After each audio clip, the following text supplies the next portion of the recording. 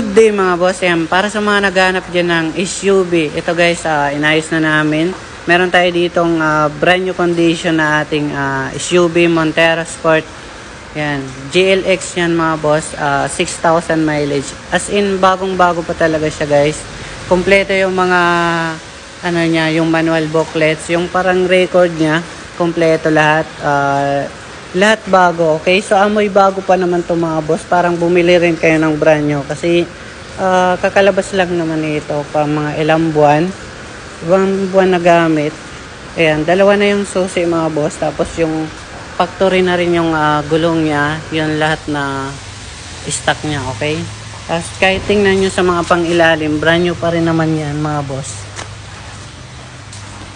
Okay, so hindi naman nagalaw yung reserva. Basta yung parang bang brand new condition pa rin naman. Dito sa likod mga boss niya. Ayan, medyo madilim lang dito. Pero ayan, amoy bago pa talaga yung loob. Parang bumili rin kayo ng brand new mga bossing. Okay? Kasi ang mga brand new man ito, nasa 1.8 million. Pinakamababang variant, mga nasa 1.5 million. Okay? Ito mga bossing, nagkakalaga ng 1.130 million. Okay, so mga negotiable pa naman siya mga bossing. So, ayan. Sa lahat ng dito, wala namang problema. Ipakita ko yung makina.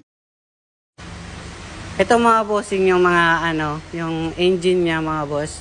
Ayan, brand new talaga yung condition nito. Okay, so dito makikita nyo naman is, ayan, wala siyang ka-damage. Okay, so parang brand new pa rin naman to. So dito naman tayo, kung gusto nyong mas mura, mas mababa ditong Montero, meron tayo dito. Ayan, 2023 model rin po ito mga bossing. Okay, so tas dito naman tayo. Ayan, so mga manual transmission po pala. Ayan, pareha sila complete ang complete yung manual booklets. Ayan, so record nandun sa manual booklets, okay? So kompleto. Dito guys, ayan. Lahat naman okay. Hanggang sa loob malinis. Papagandahin pa namin to sa linis at mapping kapag kukunin nyo, okay? Ayan, medyo madilim lang dito mga boss. Pero ang presyo nitong asking mga bossing is nasa, ayan, mga 980,000, okay? Ayan, negotiable po. Tapos dito naman tayo guys sa another na top of the line Isosemio X. Guys, sa mga naghahanap dyan ng Isosemio X top of the line 3.0 makina, yung malaki na. So pwede na itong sa mga pang-akyatan ng mga burubundok or matatarik na din, okay? Ayan, napakatibay ng mga Isuzu rin mga bossing. 2018 model to mga boss. Ayan. Yung interior niya, bali naka leather seat na original mga bossing. Tapos dito, ayan. So, lahat naman sila mga malinis. Ayan. So, wala man ditong damage. Ayan. Tapos dito pag sa gulong guys, ayan. Halos bago pa naman. Tapos, naka blue power na kayo. Ayan, 3.0. Ito guys ay nagkakalaga ng asking niya mga nasa 930,000. Pagdating naman dito guys sa ating Ford Everest naman, sa mga naghahanap ng Ford Everest. Guys, sa mga naghahanap naman ng Ford Everest Titanium mga boss, naka-sunroof na rin kayo dito mga bossing. Ayan, sa mga mahilig dyan sa Ford, parang mas maangas tingnan kasi rin yung mga Ford Ranger natin, okay? So bali dalawa na rin yung susi mga boss, ayan. Dalawa na yung susi. So dito, ayan. Yung style ng Ford, ayan. Mga pang-sosyalin. Bali, naka-sunroof na rin po siya.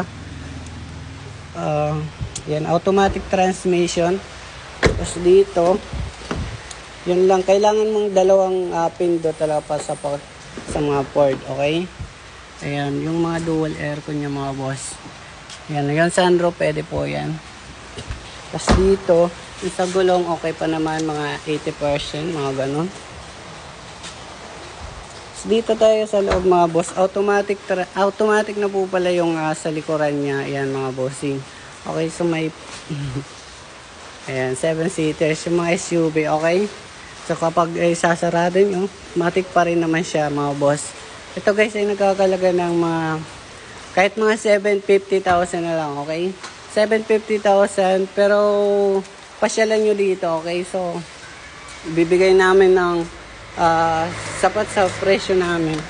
Basta kaya ng, sa abot ng amin makakaya, okay? So, pag-usapan natin dito, pasyalan nyo muna po. Tapos dito naman tayo sa mga naghahanap ng Toyota Fortuner na 4x4. Ayan, sa mga naghahanap dyan ng 4x4 mga boss, kasi 4 na gulong ng gumagana niyan, okay? 2014 model, Fortuner B-Bar, yan na po siya. Yung D4D na tawagin. And pagdating dito sa loob guys, check natin sa loob. Ayan. Naka-leather seat na rin siya, original. Ayan, kahit 2014, okay pa yung loob, parang fresh pa rin tingnan, okay? Napakaganda pa rin. Ayan. Pag mga Toyota Fortuner guys ay mga matibay, pang low maintenance, ayan, 3.0 mga boss, B-Bar yan. Pwede pang maabutan ng magiging apo nyo, okay? Kasi mga Toyota Fortuner talagang pinakamatibay rin, na magandang the best sa aking, the best sa mga Toyota, okay? Ayan, the best na brand. Ayan, tapos marami pa tayong available dyan mga boss. So, comment na lang po kayo para meron pa dyan mga pick up na susunod natin. Ito muna tayo sa mga SUV na yan. Ayan mga boss, okay? Kung may magustuhan po kayo, comment na lang po kayo. Okay, pasyal po kayo dito mga boss para mapag-usapan natin ng maayos sa magandang usapan ng presyo, okay? So, thank you po.